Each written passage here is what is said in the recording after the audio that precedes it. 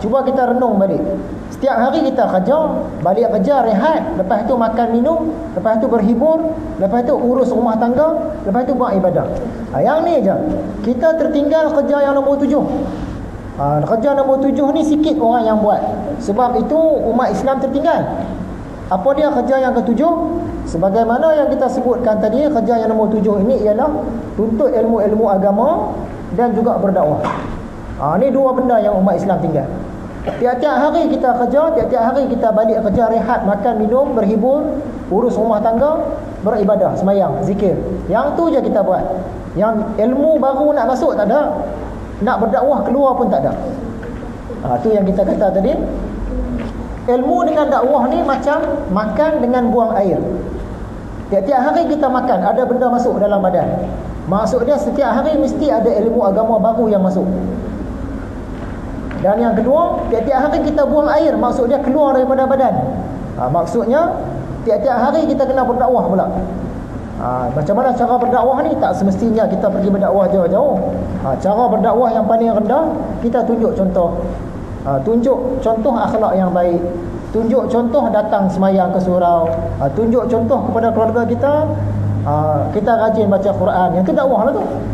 Orang yang mampu lagi dia mengajar. Yang mampu lagi bagi nasihat. Yang mampu lagi dia sertai jemaah-jemaah dakwah yang ada dan dia ikuti program-program mereka. Itu maksud berdakwah. Yang kata menuntut ilmu tadi macam mana? Bukan semestinya kita datang ke surau, ke masjid dengar kuliah. Di rumah pun sekarang siaran-siaran televisyen banyak dah. Kuliah-kuliah dalam televisyen, ataupun kita baca buku, ataupun baca majalah-majalah Islami, ataupun kita terlibat dengan usrah, ataupun kita dengar ceramah di radio dan sebagainya. Tiap-tiap hari kita kena tanam azam, mesti ada ilmu agama yang masuk dalam diri aku, dan mesti ada ilmu yang keluar, maksud dia berdakwah. Kalau rata-rata orang Islam berfikiran macam ni, insya-Allah Islam ni dia akan maju. Yang tak maju tadi sebab apa? Kita dah ulang buat 6 perkara tadi.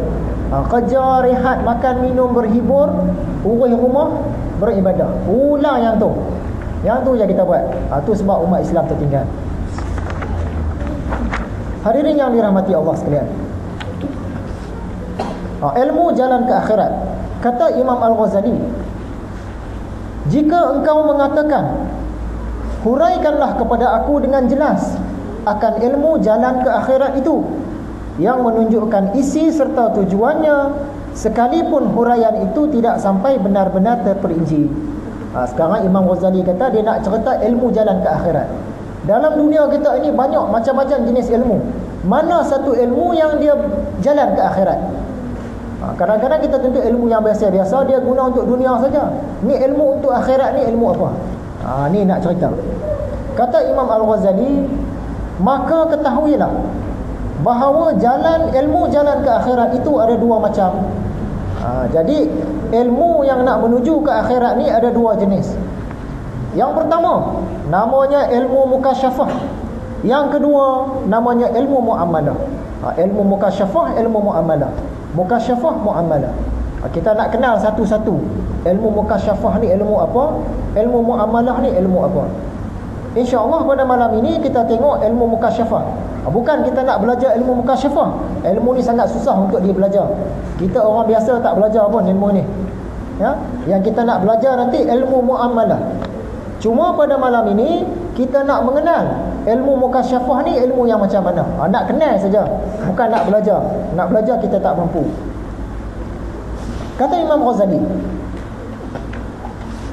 telah berkata sebahagian arifin. Arifin ni orang-orang yang arif, orang-orang yang mahir dengan tentang Allah Subhanahu Wa Taala.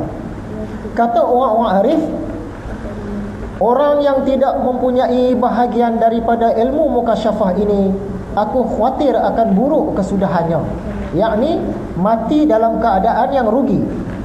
Sekurang-kurang bahagian daripadanya ialah mengakui ilmu itu dan tunduk hormat kepada ahli-ahlinya.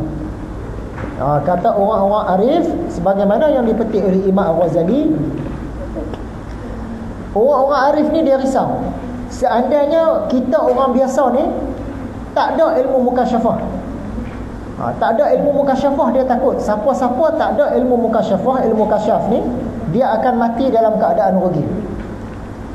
Tapi jalan pelepasan dia ada. Sebab apa? Kita faham ilmu mukasyafah, ilmu kasyaf ni ilmu tinggi. Kita orang biasa mungkin tak tercapai. Bila tak tercapai, dia ada jalan keluar dia. Macam mana jalan keluar dia?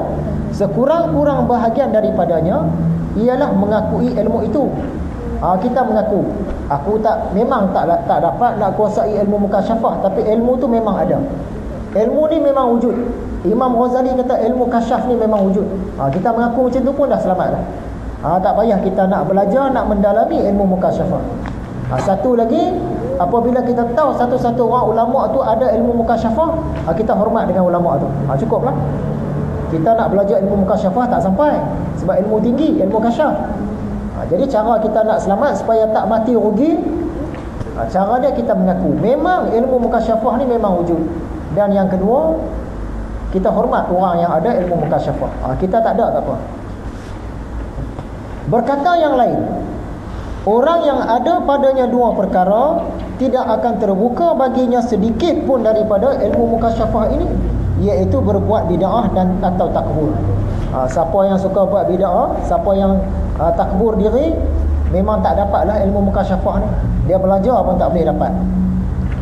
Ada lagi yang mengatakan, barang siapa mencintai dunia atau selalu mengikut hawa nafsu, nescaya dia tidak akan yakin dengan ilmu mukasyafah ini. Siapa yang cintai dunia lebih, kemudian selalu ikut hawa nafsu, dia memang tak boleh dapat ilmu kasyaf ni. Tak boleh terangkat hijab. Kasyaf ni maksudnya terangkat hijab. Dia boleh nampak apa yang dia boleh saksikan, apa yang orang lain tak boleh nampak. Tu ilmu mukasyafah. Tapi kalau macam kita ni duk cintai dunia lebih dan suka ikut hawa nafsu, memang tak boleh dapat ilmu ni, Dunia ni kita boleh ambil, cuma tak boleh cinta. Kalau jatuh cinta dengan dunia, rugi. Mungkin dia yakin dengan ilmu-ilmu yang lain. Sekurang-kurangnya penyeksaan terhadap orang yang mengingkari ilmu ini ialah tidak merasakan sedikit pun kelazatan ilmu ini. Jadi ilmu mukasyafah ni dia satu ilmu yang lazat. Satu ilmu yang lazat. Kita harap-harap di penghujung hidup kita esok dapatlah rasa sikit pun jadilah. Tak dapat rasa sekarang. Tapi syarat dia nak kena belajar lah. Belajar dan mujahadah, berusaha, mungkin dapat. Sebab ilmu ni ilmu yang lazat. Kita boleh saksikan apa yang orang lain tak boleh saksikan. Jadi bagi orang yang cintai dunia, dia tak boleh dapatlah kelazatan. Orang yang selalu ikut hawa nafsu, dia memang tak boleh dapat ilmu mukasyafah, tak boleh dapat kelazatan.